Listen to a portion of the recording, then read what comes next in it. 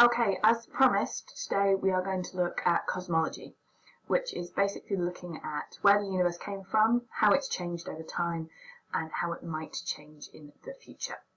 So, I'm going to start by saying that I hope you all know that our ideas about the universe have drastically changed over time. There was times where we thought that the Earth was the centre of the universe. There was times when we thought the Sun was the centre of the universe. There's times when we really didn't know much about the universe at all.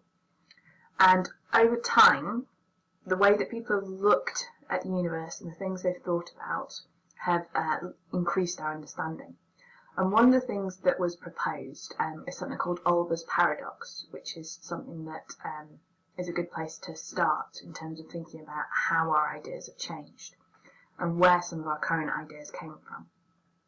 So at the time when this paradox was proposed, the prevailing ideas about the universe were that it was infinitely old, so it had always been here, and it was static, and that there were an infinite number of stars because it was infinitely big as well. So it wasn't changing, had always been there, and there were just an infinite number of stars.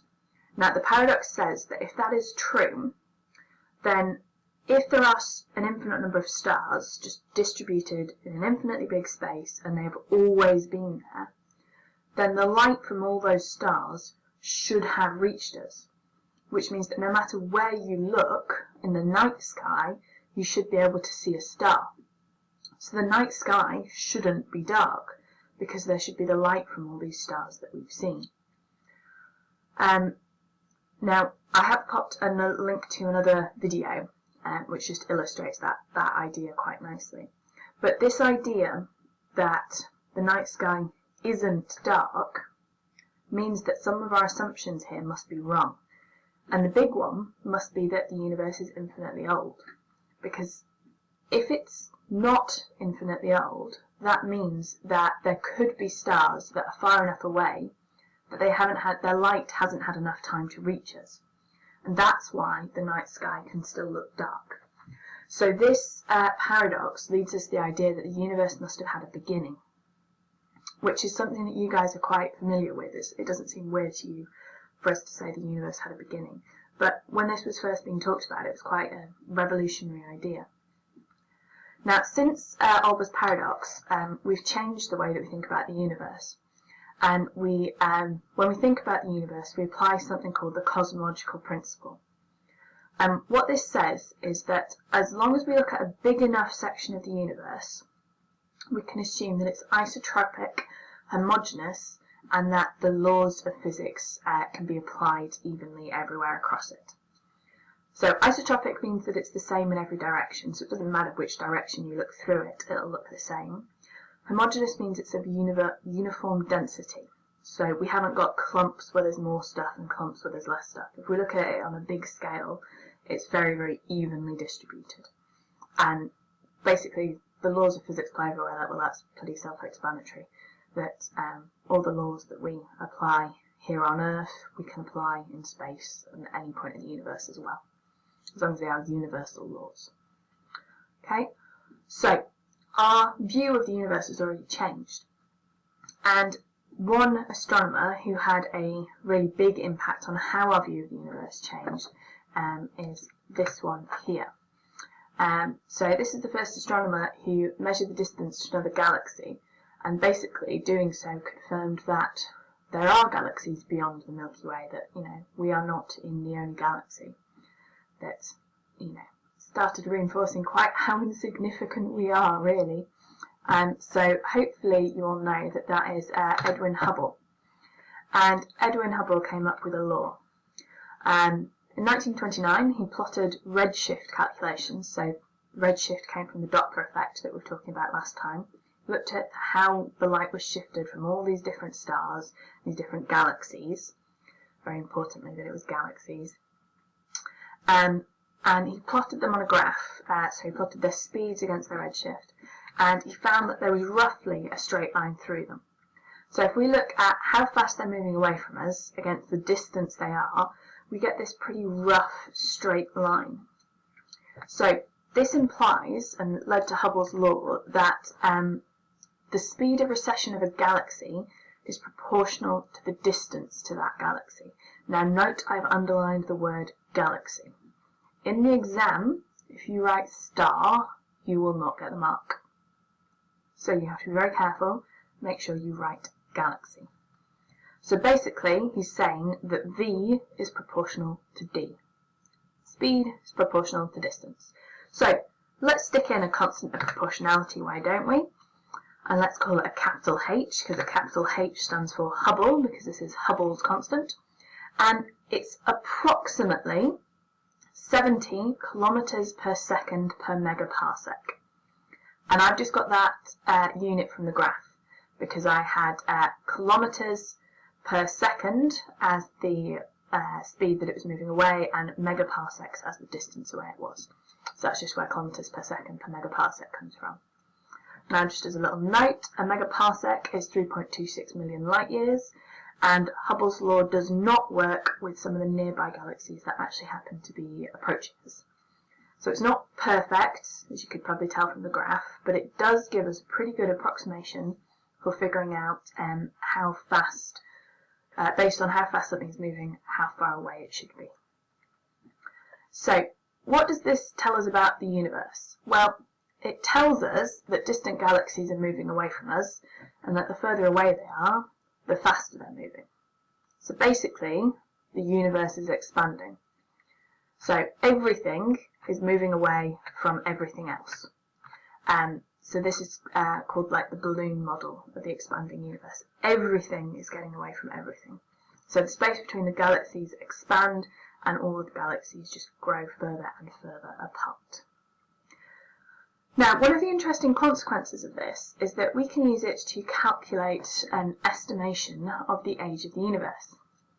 So what Hubble's constant says is that the speed of a galaxy increases by 70 kilometers per second for every megaparsec, or 3.26 million light years away that it is. So if a galaxy was going as fast as it possibly could away from us, that would be the speed of light. That's the fastest anything could recede from us. So if it was travelling at 300,000 kilometers per second, if I divide that by the 70 kilometers per second per megaparsec, I could figure out how far away that galaxy would be. Because the further away, the faster I get. If I've got a limit on how fast it could go, that must be the furthest away something could be. So we calculate that, we come out with 4,285 megaparsecs. So if I convert that into light years, by multiplying by 3.26 million light years, that tells me that it's approximately 15 billion light years away. Now, galaxies can't actually travel at the speed of light because they're made of mass, so this is an upper limit. So what I'm saying is that if the furthest away a galaxy could be is 15 billion light years, then the oldest the universe could be, it couldn't possibly be any older than 15 billion years. So by doing this calculation, by figuring out what is the furthest distance a galaxy could be from us, what does that relate to in light years, so how many years must it have taken for it to do that, that tells me how many years old the universe could be as a maximum. Now I told you that the 70 was just an approximation, so it's going to depend very much on the measurements that you take as to what you get out as being your Hubble's constant. Because you saw it came off the gradient of that graph, and that graph was a bit dodgy, right? So it all depends on the data that you collect. At present, the furthest away thing that we've observed was about 13.5 billion light years, which matches up with that approximation. So, just to clarify then, the maximum size of the universe is given by the speed of light divided by the Hubble constant. And because distance equals speed times time, for a galaxy that's travelling at the speed of light, the age of the universe would be t. So the distance would equal the speed times the time, but we said that distance is c over h. That gives me c over h equals c times t. So if I cancel out my c's, that gives me 1 over the Hubble constant equals the age of the universe. Which which is a very useful little thing to have. So, age of the universe is 1 over the Hubble constant. This does rely on you having the Hubble constant in SI units though, because it's normally given to you in kilometres per second per megaparsec, so we need to convert it into just per second, because I've got times the distance and divide by distance, so I just need to do some conversions there. It also assumes that the Hubble constant has not changed at all during the lifetime of the universe, which is actually a pretty big assumption really. We're going to practice doing these calculations, a lot of them, because it has been on practically every exam so far. So we will give that a little shot. So, what's interesting about the Big Bang Theory? Well, Hubble's law supports the idea that the universe must have started in some massive explosion, because everything's being flung out and away. That implies an explosion that put that energy in that's threw it all out. And it is that idea that we call the Big Bang Theory. Wasn't accepted until about 1965, before which we had the steady state theory was pretty much dominant. And the steady state theory is what I was talking about with Olber's paradox, the idea of infinitely old, infinitely large, infinite number of stars. That's steady state. Now we have a very different theory. Now, we have lots of evidence for the Big Bang Theory, and you need to be able to talk about it. So, one piece of evidence is the cosmic microwave background radiation. Basically, wherever you look in space, it's emitting some radiation. And that radiation corresponds to a temperature of about 3 Kelvin. I think it's about 2.7, but 3 is absolutely fine for the exam. What we know is that that radiation is what's left over from the energy of the Big Bang. So it's been travelling ever since the point where electromagnetic radiation could travel through the universe, so when it became transparent. And as the universe has expanded, the radiation that filled the universe has expanded with it. So it started off as being really, really high energy, really short wavelength, because it filled the universe and the universe was tiny. Now the universe has expanded, the wavelength of the radiation has expanded with it, and now it's at the microwave end of the radiation. So just to illustrate, if this is the universe when it first began, we can see that the radiation is filling it. So the universe gets bigger, so does the wavelength of this radiation, until it gets to where we are now, where it is at microwave radiation. So the thing about the CMB that supports the Big Bang Theory is that it is isotropic and homogeneous, because it is everywhere you look and it is the same everywhere.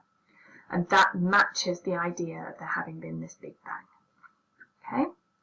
So just to give you a little bit of background, that is the microscope that was used to discover or to look at the CMB, and that is a map of the microwave background radiation made by the COBE satellite in 1989. So that is the whole universe. You kind of have to imagine that it sort of seals around. It's like a globe that's been blocked out flat. Okay, so there are some interesting ramifications from the Big Bang Theory. First of all, it tells us that the universe is not static, it's expanding. It tells us the universe is not infinite. It tells us that there is an age to the universe, because there is a maximum speed things could be, so there's a maximum distance. And as distant galaxies recede, the light is redshifted, so basically it becomes less energetic and is therefore dimmer. So, we're happy that there was a Big Bang. The universe started with this Big Bang, but then what? Because, you know, that was a very long time ago and the universe has changed quite a lot. So we need to have a little look at how it's changed. So what we're going to do is talk about some of the key things that happened. You need to be able to pull out some of these key features and talk about how the temperature's changed. Don't worry too much about the time scale. You don't need to be able to memorise the times, just the order really. So if we start at the Big Bang, temperature was infinitely hot, it was infinitely high. And all the matter and all the energy of the universe was just concentrated into this single tiny point. If we go to 10 to the minus 43 of a second later, temperature is now measurable, so it's 10 to the 27 Kelvin. The universe has expanded. So it's not just a point now, there's volume, there is some size of the universe. It's still very small at this point though. But interestingly, all the four forces are unified. We can't tell the difference between them because there's nothing different for them to be acting on. So we say that the four forces are unified. So a little bit later, now come forward to 10 to the minus 34 of a second. Temperature's dropped, now 10 to the 22 Kelvin. And we've got a soup of quarks and photons. So quarks are the fundamental particles that make up protons and neutrons. So we've actually got separate bits of matter now. So gravity can be acting because there's bits of matter for it to act on that's separate from each other. So we see gravity separate out at this point. Jump forward almost a second, not really, but still a tiny little bit after the Big Bang, 10 to the minus 16 of a second. Temperature's dropped again, 10 to the 16 Kelvin. The strong force now separates. So we're going to talk about strong force a lot more later, but strong force is what holds nucleons together. So it lets us have the nuclei of atoms. So strong force separates out, and we also find that we've got more matter than antimatter at this point, and that is so unbelievably important. No one knows why there was more matter than antimatter, but if there wasn't, then there would be nothing in the universe. This is really important. So 10 to the minus 3 of a second, so we're at millisecond after the Big Bang. Temperature's dropped to 10 to the 10 Kelvin. All our forces, all our fundamental forces are fully separated out. Quarks are only found inside particles now. You don't find them on their own anymore. The matter and the antimatter now all interact, and we get a massive annihilation.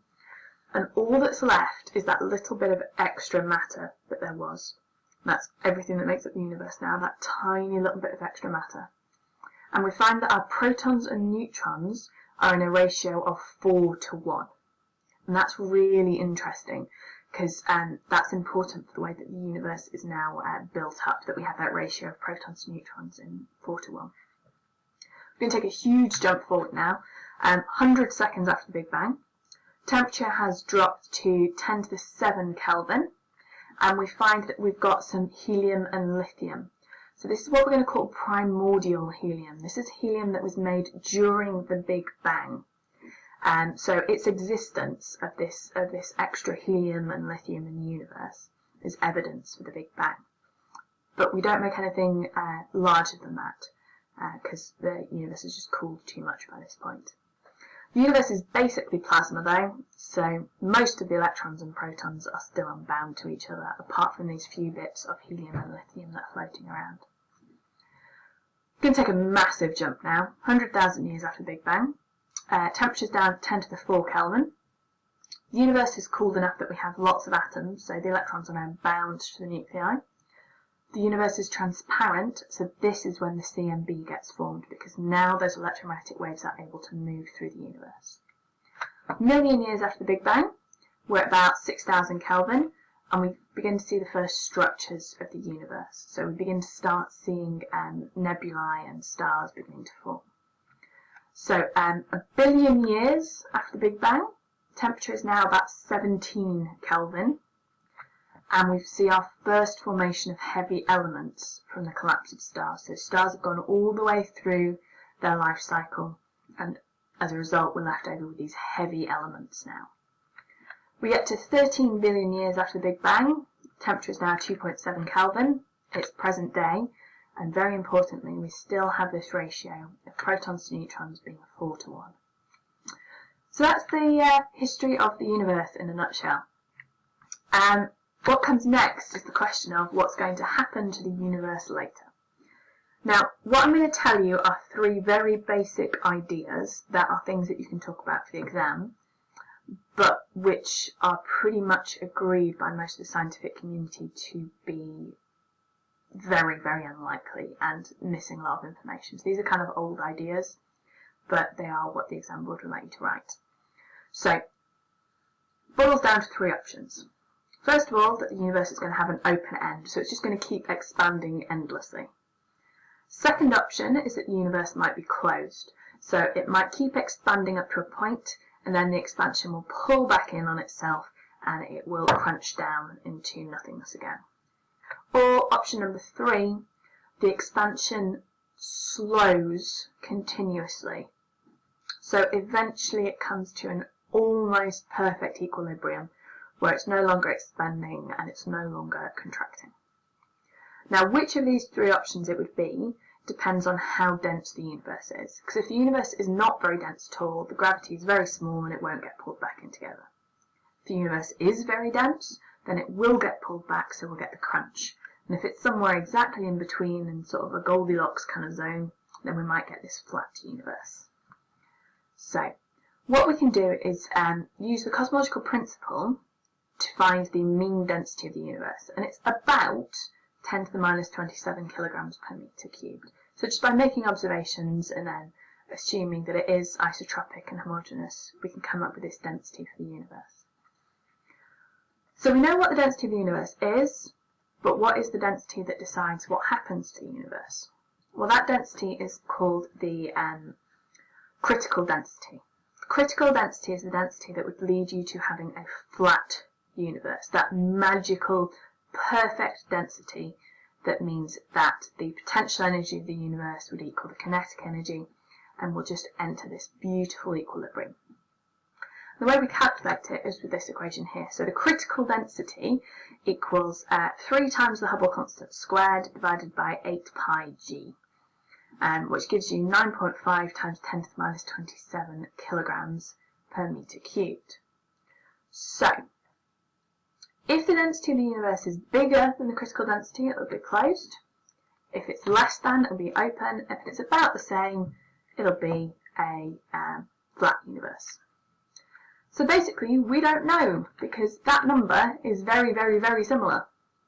It's in the right range for it to be a flat universe, but the chances of that are pretty unlikely, so no one really believes that's true. And the bit not for the exam is that recent observations show us that the universe actually appears to be expanding faster than it was. And we don't really know why, because the Big Bang is what caused the original expansion. There hasn't been another one. It wouldn't just suddenly speed up partway through expanding if it was just the Big Bang that caused it. So we don't really know what's going on. And the reason we don't know what's going on is based on our current ideas of the universe. And by our current estimations, everything that we know, like literally the whole sum of human knowledge, is about approximately 5% of what makes up the universe. Because all we know about is matter, the stuff that we can interact with. But by looking at the universe, looking at the way that galaxies rotate and real large-scale interactions, we know that there is a lot of stuff out there that we can't see and that we can't directly detect. And based on how much there must be, we reckon that about 27% of the universe must be something called dark matter, so actual matter that we cannot interact with at all, and the remaining 68% must be dark energy, energy that we cannot interact with, we can't detect, we can't measure. We know it must be there because of the way it causes other interactions, but that's all we know, that it exists, and we don't know anything else about it. So current theories are that the change in the expansion of the universe is probably something to do with this dark matter. Okay, so this was a big one, I know. Lots of stuff to just learn and memorise, and the hard bit is going to be doing the calculations using the Hubble constant to find the age of the universe. We're going to look at doing that conversion from kilometres per second per megaparsec into just per second, and you need to be able to do that conversion. So we're going to practice that a lot in class. So start thinking about it between now and then. Okay, so that's it for this video. Just remember, if you've got any questions, ask when you see me.